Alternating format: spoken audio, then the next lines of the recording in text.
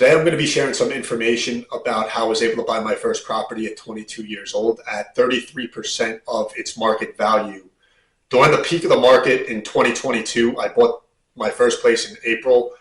Basically, interest rates were almost at an all-time low. Prices down here, especially in South Florida, were basically at an all-time high. And I've been going back and forth between Florida and New Jersey for about 2 years trying to find a place. And so the reason why I'm sharing this information is because people are always going to come up with an excuse or an opinion. If you ask 10 different people if it's the right time to buy, you're going to get 10 different opinions and 10 different answers or responses.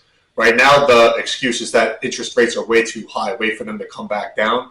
And back then, when I was buying, people were saying interest rates were low and prices were way too high. You got to wait for the interest rates to climb back up. So you're going to hear a ton of different opinions when you ask people. For me, it's all about finding the right opportunities.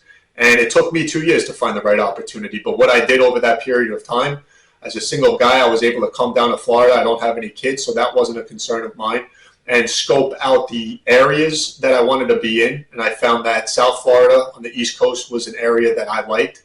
And then I started to identify, what was the kind of place that I liked. I wanted to be on or by the beach or on the intercoastal. And I wanted to be in a condo to start my first place.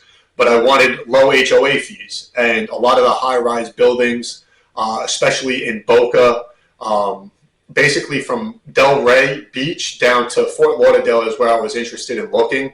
A lot of the high-rise buildings had an HOA of $1,000 a month plus, which I wasn't interested in doing. I was more so looking for something under $750 a month. And so that narrowed things down in terms of the building that I can buy in. And then I realized that if I can't be in a high-rise, I'd rather be in, something a little bit smaller, a little bit more intimate and personal. And I ended up finding the community that I bought in. And it's a gated community, one of the only gated communities, condo communities, I should say, in Broward County. And again, it took me 2 years to find and narrow down the communities, the condo type, and the amount that I was looking to spend. And so just to take you through the numbers, again, I bought in April of 2022. So I'll start off taking you through the numbers from January 1st of 2022. I have a two-bed, 1,200 square feet, all the way through just about the end of the year, what those price points were at.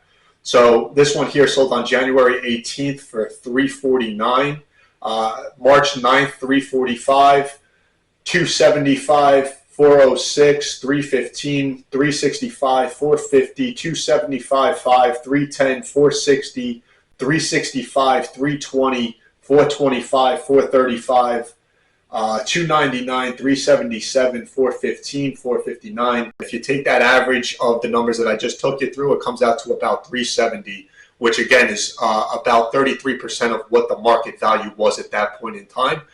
Things continue to climb up here. And another thing that actually, while I was looking, I wanted to identify a place that I can rent out. Another rule down here on Southeast Florida across a lot of the condo associations is that you have to wait a year to rent it out, and there's a lot of rental restrictions. In my building specifically, there aren't very many rental restrictions. I'm able to kind of maneuver the way I would like to if I needed to, but because I'm here full-time primary residence, I don't have the need or feel the need to rent it out at all.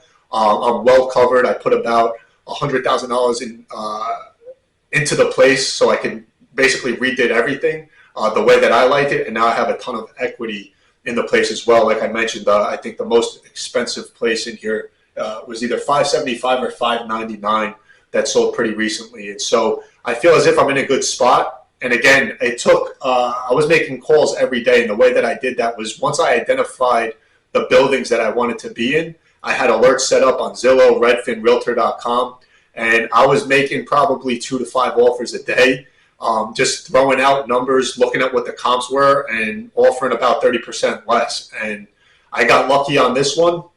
I actually made an offer on another unit in here that was a few months prior. I ended up getting cold feet. I didn't want to leave my family at that point in time, but it was $20,000 higher than what I got this place for. So it was $270. It was accepted. I got cold feet. I backed out. A few months later, I ended up buying this place for about $20,000 less. So with all of that said, you have to put in the work. You have to create the opportunity.